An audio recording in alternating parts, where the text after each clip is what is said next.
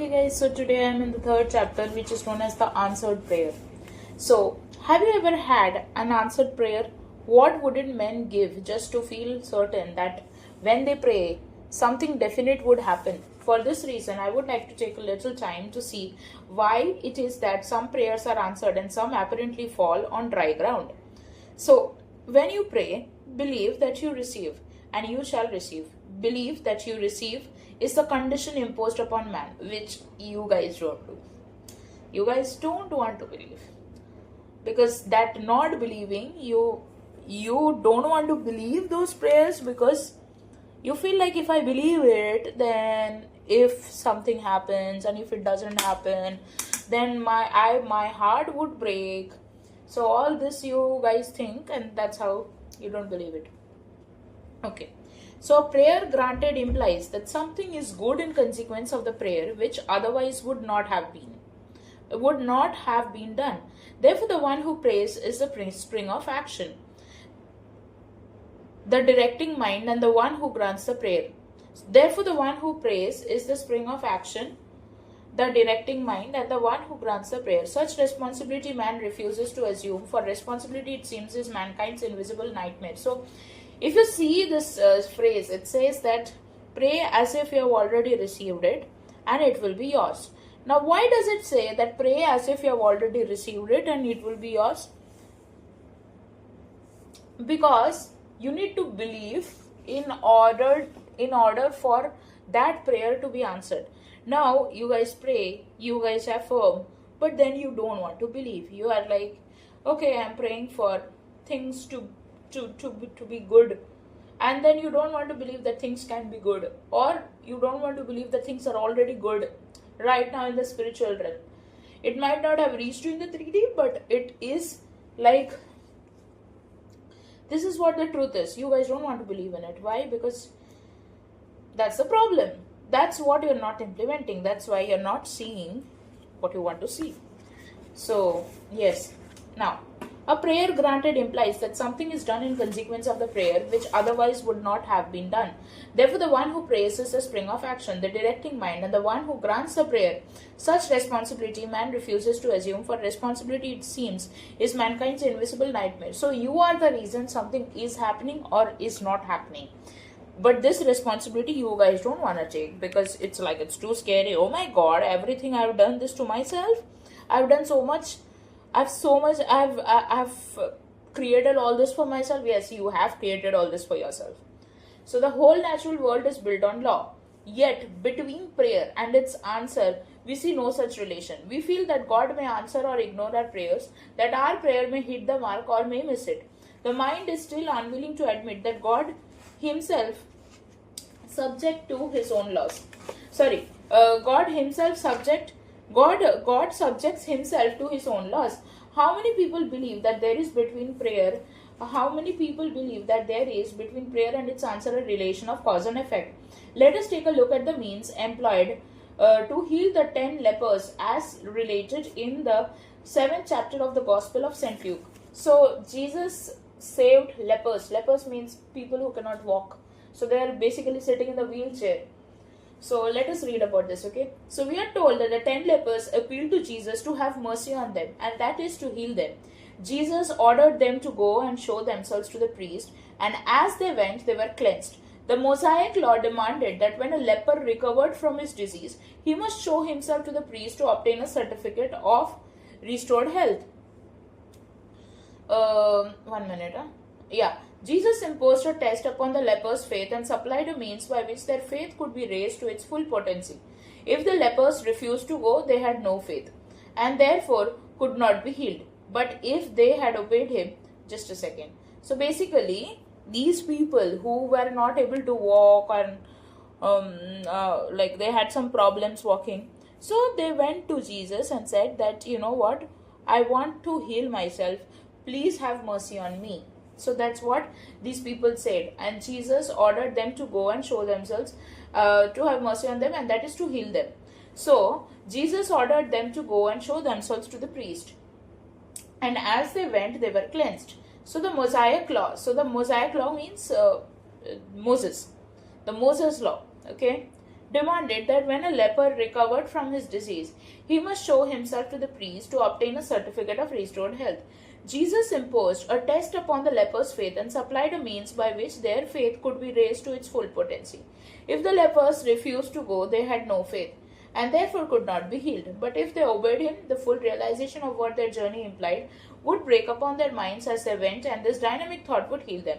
So we read, as they went, they were cleansed. You, no doubt, often have heard the words of the inspiring old hymn, oh, what peace we often forfeit, what needless pain we bear, all because we do not carry everything to God in prayer. I myself came to this conviction through experience, being led to brood upon the nature of prayer. I believe in the practice and philosophy of what men call prayer, but not everything that receives a name is called prayer. So basically what we guys do, or what we have been taught to do, is go and cry to God that, oh my God, nothing happens according to me, please do something, please do something for me or else I'll die, and all that kind of we go into that beggar mode, and then we go and pray. But that's not how you pray. I learned this from one of the books of Joseph Murphy, that the way you should pray is as if you have already received it. So if you were to already have received what you have received, how would you say? So I directly go and say that me and my SP are happily married to each other. That's what I will go and I will say it. So I don't care if it has already happened in the 3D, if people believe or not. My mother might not believe, my so-called mutual friend might not believe, the mutual friend between me and my SP. That person might not believe. He has his own thoughts. He thinks that he is only the great person. So like that, so many people might have so many different thoughts. You cannot make people happy. You can only make yourself happy. So the only thing you can do for yourself and for others in the longer term, their happiness, is to really believe in your dreams. And that's what Jesus said. What did Jesus say? Any time when you ask Jesus to do something for you, he will always ask you, if you have gone through some of the stories of the Bible, if you have even seen the Chosen series, which is basically narrating all the testimonies which Jesus has done in his living life. So you will be seeing that Jesus is again and again saying the same thing, that do you believe I can heal you? Do you believe I can restore your relationship? Do you believe I can do this or do that? When you say that yes, I believe, that's when it is done. So you cannot be in the beggar mode, and you cannot be okay, I am also in the receiving mode. Beggar mode means what? You believe that you are not capable of having this. You believe that, I literally have to go and beg. So this is what I was doing for so many years with my SP, that please, please, please do something. Please, in a way that, okay, I want, something is immediate, I want your help, that is fine. But when you go and say, please fight for our relationship, what are you basically doing? You are basically begging this person that do something for the relationship wherein he also is a part of the relationship. So that's not how you do things. You should always be confident that yes, he wants you. Yes, he wants the relationship. That's what the difference is. So why are we as a manifestation community different from what a normal community is? A normal community would always be in that 3D thing. That's why they will never evolve. They will keep repeating the same pattern. So if somebody is divorced, they end up creating more divorces. Because there's something inside. It's not the partner who is responsible. It's the internal pattern inside of them which is responsible for all these things. So if you're not changing yourself, you will again create that same circumstance, whether it's in your workplace, whether it's in something. Sometimes it happens, nowadays I'm going through something in my workplace and I really don't understand what is my problem. My problem might be that I might be slow in learning few things, but at least I am trying. It's not like I'm sitting and I'm complaining about things. Because there are many people who will be sitting and complaining about things, and their attitude is their biggest enemy. So, yeah. Okay. Now, let's, enough lectures. Let's go to the other para. So, okay. Prayer is the elevation of the mind to which we seek. The first word of correction is always arise. Always lift the mind to that which we seek. That is easily done by assuming the feeling of the wish fulfilled. How would you feel if your prayer were answered? Well, assume that feeling until you experience in imagination what you would experience in reality if your prayer were answered. Prayer means getting into action mentally. It means holding the attention upon the idea of the wish fulfilled until it fills the mind and crowds all other ideas because of the consciousness. The statement that prayer means getting into action mentally and holding the attention upon the idea of the wish fulfilled until it fills the mind and crowds all other ideas out of the consciousness does not mean that prayer is a mental effort, an act of will. On the contrary, prayer is to be contrasted with an act of will.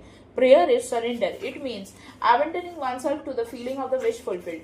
So if prayer brings no response, there is something wrong with the prayer, and the fault lies generally in too much effort.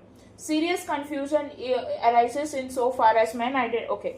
So let me give you this example to explain you this. So when I was manifesting my SP initially, I was too much in the action mode. So somebody is ignoring me and I'm going and crying to this person, okay, talk to me.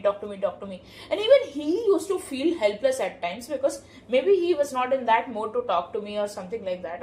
Like, I'm not justifying him, but I'm also saying in a normal point of view that if somebody doesn't want to talk to you, and if you go and say that, please talk to me. So even that person might feel irritated, first thing.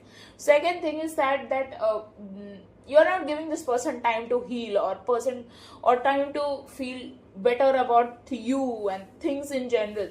So what are you actually doing? You're too much in the action mode. Similarly, like, for example, you will see that there are sometimes when interviewers interview you, okay? So they will be asking few questions to you, okay?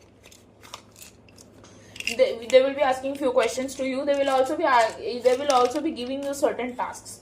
And then some of them reply and maybe give the feedback whether it is like you're selected or you're rejected, whatever it is, like they will give you the feedback. They're transparent. Then there are other set of people who will not give you the feedback. They will just ghost you or not answer you. They will read your messages but not answer you. There are some people who not even open the messages. So there are different kinds of people.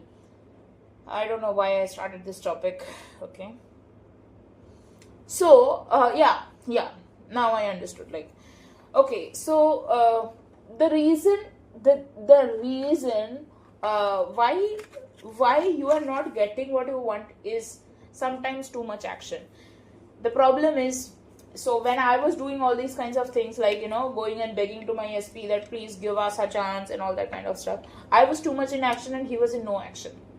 So these are two extreme ends which should not be happening. Either you are in too much of action or you are in no action. It should not be happening. There should always be a balance of everything. But when I'm saying that, when you are in a circumstance wherein,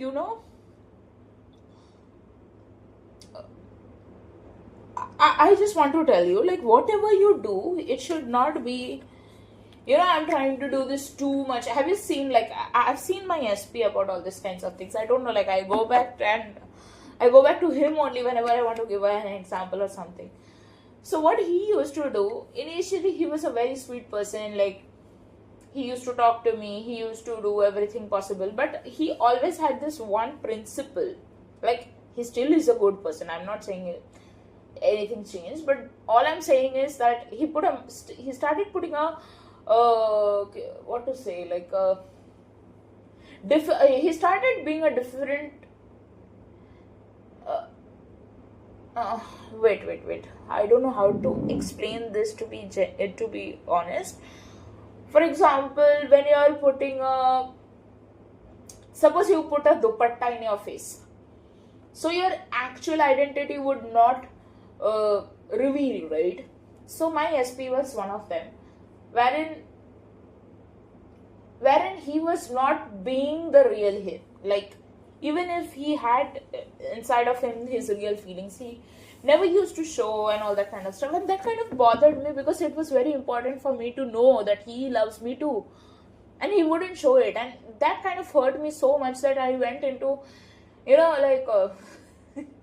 I would say that I would go into that extreme leniency level of showing that, it bothers me. Please understand, it bothers me. And he still would just keep silent. And that used to irritate me even more. Like, this is bothering me so much. You're not doing anything. So, sometimes what happens is that we are putting too much of effort into trying to get things in our reality when we should just sit and relax. And like, yeah, let's go ahead. Okay, actually I wanted to say something and I forgot, so anyway, when I remember it I would say. So creativeness is not an act of will, but a deeper receptiveness, a keener susceptibility, the acceptance of the end, the acceptance of the answered prayer. Finds the means for its realization. Feel yourself into the state of the answered prayer until the state fills the mind and crowds all other states out of your consciousness. What we must work for is not the development of the will, but the education of the imagination and the steadying of attention. Prayer succeeds by avoiding conflict. Prayer is, above all things, easy. Its greatest enemy is effort. The mighty surrenders itself fully only to what is the most gentle. The wealth of heaven may not be seized by a strong will, but surrenders itself a free gift to the God-spent moment along the lines of least resistance travel, spiritual as well as physical forces. So I think like there's one saying which my grandmother always tells me, that keep asking to the Lord. Keep asking to the Lord. Don't think about there are many people who would say, if God wills, like this, God has given you that desire so deep because he wants you to have it. So when people put such conditions as doubts, like if God wills, if etc etc etc etc, whatever doubtful statement you make, that kind of puts you into that state that I don't know if this will happen or not. That's not what we are doing here. So when you keep asking that, Lord, me and my husband are happily married to each other, or I have my dream job, I have a supportive team, my team loves me, they bring the best out of me, I'm always improving in my workplace. When you say these things, you will see the results of it, and that's what is required. Okay, so we must act on the assumption that we already possess that which we desire, for all that we desire is already present within us. It only waits to be claimed. Thus, it must be claimed is a necessary condition by which we realize our desires. Our prayers are answered if we assume the feeling of the wish fulfilled and continue in that assumption. One of the loveliest examples of an answered prayer I witnessed in my own living room. A very charming lady from out of town came to see me concerning prayers. As she had no one with whom to leave her 8-year-old son, she brought him with her in the time of our interview. Seemingly, he was engrossed in playing with a toy truck, but at the end of the interview with his mother, he said, "Mr. Neville, I know how to pray now. I know what I want, a collie puppy, and I can imagine I'm hugging him every night on my bed." His mother explained to him and to me the impossibilities of his prayer, the cost of the puppy, the confined hope, even his inability to care for the dog properly. The boy looked into his mother's eyes and simply said, "But mother, I know how to pray now. But mother, I know how to pray now," and he did. 2 months later, during a kindness to animal week in his city, all the school children were required to write an essay on how they would love and care for a pet. You have guessed the answer. His essay, out of the 5,000 submitted, won the prize, and that prize, presented by the mayor of the city to the lad, was a collie puppy. The boy truly assumed the feeling of his wish fulfilled, hugging and loving his puppy every night. Prayer is an act of imaginative love, which is to be the subject of my message next Sunday morning at 10:30 at etc. etc. I'm not going to read that. So it is my desire next Sunday, what I may explain to you, how you, like the young boy, can yield yourself to the lovely images of your desire and persist in your prayers, even though you, like the lad, are told that your desires are impossible. So there are many people who would say that because they do not believe in faith, they don't have faith, they believe on only the logical mind, which keeps them safe, but it doesn't help them evolve. Okay, so the necessity of persistence. Please understand, persistence means being consistent and being, consistently doing those things. So the necessity of persistence in prayer is shown in the Bible. Which of you, asked Jesus, shall go into him at midnight and say unto him, "Friend, lend me 3 loaves, for a friend of mine is coming to me from a journey, and I have nothing to set before him? And he from within shall answer and say, Trouble me not. The door is now shut, and my children are with me in bed. I cannot rise and give you. I say unto you, though, that he will not rise and give him, because he is his friend, yet because of his impunity he will arise and give as many as he needeth." Luke 2. So the word translate as importunity means literally shameless impudence. We must persist until we succeed in imagining ourselves into the situation of the answered prayer. You have to be shamelessly persisting. So the secret of success is found in the word perseverance. The soul imagining itself into this act takes on the result of the act. Not imagining itself into the act, it is ever free from the results. Experiencing in imagination what you would experience in reality, where you already what you want to be, and you will have take on to the result of the act. Do not experience in imagination what you want to experience in reality, and you will ever be free of the result. When we pray, believe that you have received, and you shall receive. One must persist until he reaches his friend on a higher level of consciousness. He must persist until his feeling of the wish fulfilled has all the sensory vividness of reality. Prayer is a controlled waking dream. If we are to pray successfully, we must steady our attention to observe the world as it would be seen by us from where? 1 minute. Prayer is a controlled waking dream. If we were to pray successfully, we must steady our attention to observe the world as it would be by us where our prayer answered. Steadying attention makes no call upon any special faculty, but it does demand control of imagination. We must extend our senses, observe our changed relationship in our world, and trust the observation. The new world is not here to grasp, but to sense the touch. The best way to observe is to be intensely aware of it. In other words, we can, by listening as though we heard and by looking as though we saw, actually hear voices and see scenes from within ourselves that are otherwise not audible or visible. So basically it is saying that when you meditate or when you do certain affirmations, when you're in that end state doing the exact thing which you want to do, you will see that you are actually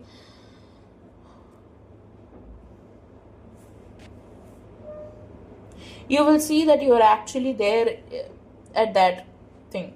Okay, so yeah. Now, our prayers are answered by the powers we invoke, not by those we exert. So long as the eyes take notice, the soul is blind for the world that moves us in the one we imagine, the world around but us. We must yield around our whole being to the feeling of being the noble one we want to be. If anything is kept back, the prayer is vain. We often are deprived of our high goal by our effort to possess. We are called upon to act on the assumption that we already are the man we would be. If we do this with an effort, experience in imagination what we would experience in the flesh, had we realized our goal, we shall find that what we do indeed possess it. The healing touch is in our attitude. We need to change nothing but our attitude towards it. Assume a virtue. If you have it not, assume the feeling of your wish fulfilled. Pray for my soul. More things are wrought by prayer than this world forms. So, if you see that it is by persistent prayer you get what you want, and that is what is very important. We should know this, and that's what we keep doing here in our channel, that everything is possible. There's nothing which is not possible for us.